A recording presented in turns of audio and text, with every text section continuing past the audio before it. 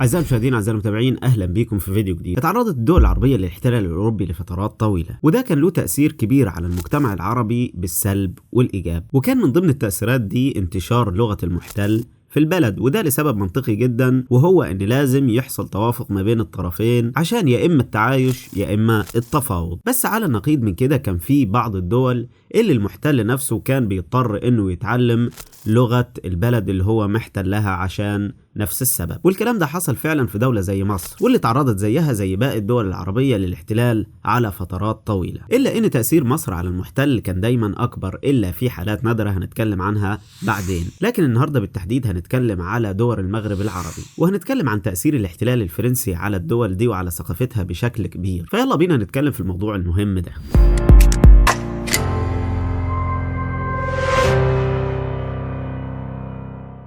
في البداية كده في حاجة عايزين ننوه عليها، وهي ان احنا في القناة دي بنقبل النقد جدا ونقبل اختلاف وجهات النظر، وعلى قد ما نقدر بنحاول ان احنا نكون موضوعيين. ولو لحد دلوقتي ما اشتركتش في القناة، انزل دلوقتي حالا اشترك في القناة وفعل الجرس عشان توصلك اشعارات بالفيديوهات اللي بننزلها عندنا هنا في القناة اول باول. اولا، قصة ان دول المغرب العربي بيتكلموا الفرنسية فده مش عيب، بالعكس دي ميزة. المشكلة بس انه مرتبط بالحقبة الاستعمارية اللي مرت على البلاد دي، وعلشان كده بعد الاستقلال مباشرة حاولت الدول دي انها تزيل اي اثر للاحتلال. فنص الدساتير كل من تونس والجزائر والمغرب على ان اللغة العربية هي اللغة السائدة او اللغة الرسمية للبلاد. وعلى الرغم من ده كله فإن اللي متطبق على أرض الواقع غير كده تماما. فنلاقي مثلا أن عدد المتحدثين بالفرنسية في تونس حوالي 52%، أي ما يعادل 6 مليون مواطن من أصل 11 مليون. وتونس عضو من أعضاء المنظمة الفرنكفونية، وهي منظمة بتضم الدول المتحدثة باللغة الفرنسية حول العالم.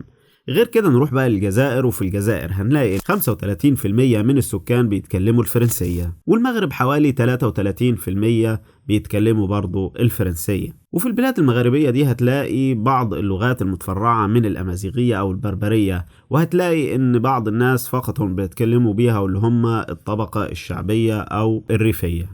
طيب إيه هو سبب هيمنة اللغة الفرنسية على الدول المغاربية دي؟ وهل في نية من الدول دي إنها تغير الواقع ده فعلا؟ وإيه هو دور فرنسا في الماضي والحاضر في إنها ترسخ اللغة الفرنسية كلغة رسمية في البلاد اللي هي كانت محتلاها في شمال أفريقيا؟ وهل ده دليل على عدم عمق ثقافي وحضاري في البلاد دي لما تم الاحتلال عشان يواجه الاستعمار الفكري ده؟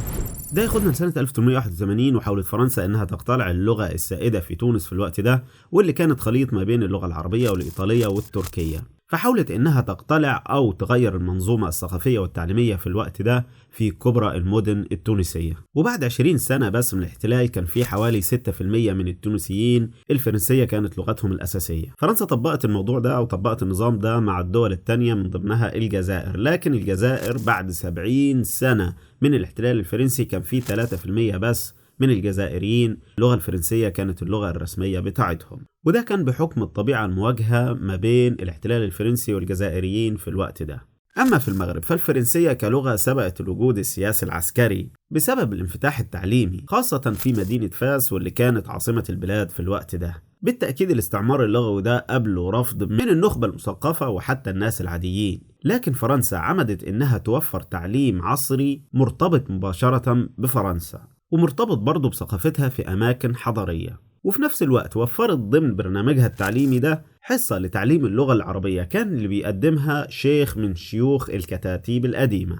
وفي مناطق تانية سابت البنايات القديمة على وضعها بدون أي تطور، وسابتها متخلفة ومحرومة من أي إمدادات. عشان كده بعد فترة أصبحت اللغة الفرنسية هي لغة الفئة المسيطرة والفئة العليا من الشعب. أما اللغة العربية واللغة الأمازيغية فاستمروا لغة أهالي المتخلفين والخاضعين. في الجزائر الوضع استثنائي، رغم أن فرنسا بتعتبرها جزء من ترابها، لكن حضورها اللغوي كان أقل من تونس. والتعويض ده اعتمدت فرنسا أنها تحط نظام تصنيف اجتماعي وسياسي على أساس العرقيات والأقليات، علشان تجذب الأقليات غير المسلمة أو غير الناطقين باللغة العربية والأمازيغية. ده غير كمان الحرب اللي شنتها فرنسا على الإسلام وزعمائه، والسيطرة على ممتلكات الأوقاف، وتحويل القضاة والأئمة لموظفين لهم رواتب، واعتبار التمسك بالدين الإسلامي سبب من أسباب رفض إعطاء الجنسية الفرنسية للجزائريين. فكل ده أدى إلى تراجع اللغة العربية قصاد اللغة الفرنسية في الجزائر.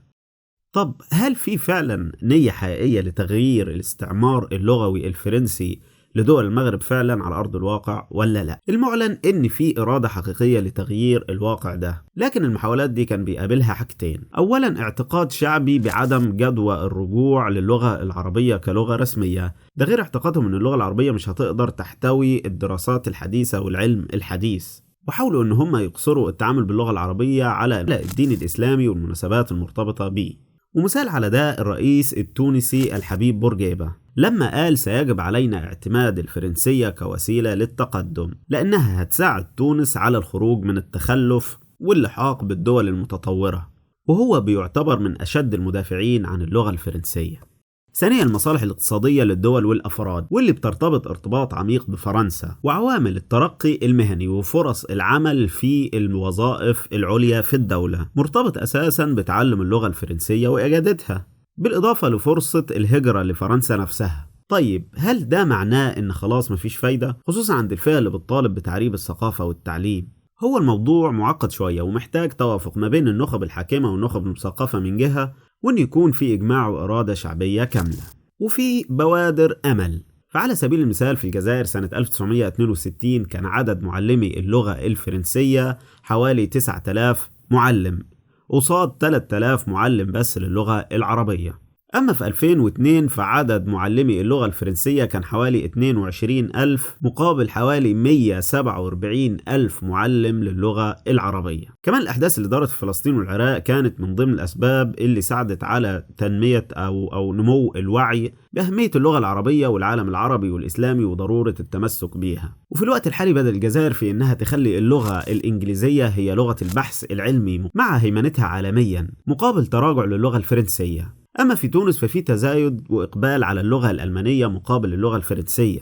حسب معهد جوته في تونس وفي المغرب، وأدى الانفتاح وثورة المعلومات والفضاءات المفتوحة على تنامي فكرة تعلم لغة بديلة عن اللغة الفرنسية كلغة تانية زي الإنجليزية أو الصينية، وزي ما ذكرنا الألمانية، وده في مقابل دبلوماسية فرنسية شرسة في البلدان دي لترسيخ اللغة الفرنسية، خاصة مع ارتباط مصالحها الاقتصادية بوجود اللغة الفرنسية ضمن الثقافة الشعبية في البلدان اللي كانت مسيطرة عليها في الماضي، لأن أغلب الصفقات التجارية بتكون موقعة مع شركات فرنسية، وفرص الشركات الاستثمارية الفرنسية أكبر في بلدان المغرب العربي. وده زي ما قلنا أو زي ما ذكرنا قبل كده إن اللي كان بيرتقي للمناصب العليا والمناصب الأكثر أهمية هم النخبة اللي بيتعلموا أو بيجيدوا اللغة الفرنسية في البلاد دي، أو إن يكون اللي في السلطة واللي بيبرموا الاتفاقيات دي كملوا تعليمهم في فرنسا وبالتالي ارتبطوا بالثقافة الفرنسية والناس هناك، لأن فرنسا كانت بتدي منح مجانية للناس عشان يكملوا تعليمهم في فرنسا عشان تزيد ارتباطهم بفرنسا واللغة الفرنسية. وبالتالي ففرص التواصل ما بين النخبة المتعلمة وفرنسا كبيرة جدا لدرجة ان انت ممكن تعتقد ان فرنسا كانت بلد ام ليهم. وهنا نرجع للسؤال الاولاني اللي سألناه، واخيرا هي ليه دول المغرب العربي غيرت لغتها الاساسية اللي كانت العربية الى اللغة الفرنسية؟ بالتأكيد في عوامل كتير اثرت على الموضوع ده، وكان أولها الفترة الكبيرة للاستعمار اللي مرت بيها البلاد العربية دي، وترسيخ فرنسا للمؤسسات التعليمية ونظام التعليمي على هواها هي واللي ساعد في انتشار اللغة كلغة رسمية في البلاد، ومحاولات الدول العربية للتقارب من فرنسا أو للتقرب من فرنسا حتى بعد فترات أو انتهاء فترة الاحتلال السياسي، والتخلف الحضاري العربي والإسلامي وعدم استقرار اللغة العربية في كل المناطق بشكل كامل حتى الآن، واستمرارها على لغتها الأمازيغية الأصلية. وفي النهاية فمسألة وجود أكتر من لغة في البلد الواحدة وإتقانها من مواطنيها ده شيء مش عيب، بالعكس ده عامل مميز جدا ومطلوب جدا، خاصة في الوقت الحالي مع تنامي ظاهرة العولمة وانتشار الإنترنت والتطور التكنولوجي الكبير. وبكده نكون وصلنا لنهاية الفيديو. بتمنى يكون الفيديو عجبكم وأفادكم. يا ريت ما تنسوناش من الاشتراك في القناة وتفعيل الجرس عشان توصلكم إشعارات بالفيديوهات الجديدة اللي بننزلها عندنا هنا. والسلام عليكم ورحمة الله وبركاته.